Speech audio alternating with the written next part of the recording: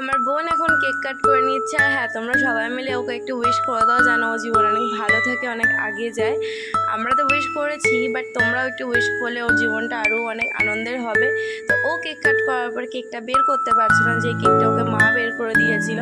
তো কেকটা বের করার পরে ও মাকে, তারপরে আমাকে, বনুকে, দাদুকে, সবাইকে কেক খাইয়ে দিয়েছিল। আর হ্যাঁ, আজকের দিনে হয়তো বাবা থাকলে বাবাকেও কেক খাওয়াতে পারতো, যেহেতু বাবা নেই তাই ওর যাই হোক আর কিছু বললাম না।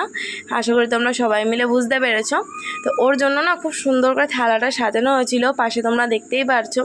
ওর থালাতে আইটেম ছিল বলতে গিয়ে মাছ ছিল, মানে মাছ ভাজা, তারপরে 5 রকমের ভাজা ছিল, যেহেতু বাঙালি মানুষ তো শাকটা সেখানে থাকবেই। আর ছিল মাংস, চাটনি, পাঁপড়, দই। আর হ্যাঁ, মা না আইসক্রিমটা দিতে ভুলে গেছিলো, যেহেতু ওটা গলে যাবে জন্য ফ্রিজে রাখা হয়েছিল। আর এখানে ছিল মাস্ট ছিল আজকে এক ধরনের পোলাও, যেটা আমি নামটাও ভুলে গেছি। তো এই যে আমার বোন এখানে খাওয়া দাওয়া করে নিচ্ছে। আর এই যে আমার প্লেটের অবস্থা, যেটা আমি খেয়ে উঠতে পারছি না, আমার পেট পুরো ভরে গেছিলো। তো আজকের জন্য ভিডিওটা এইটুকুনি, কেমন লাগলো জানি ওটা।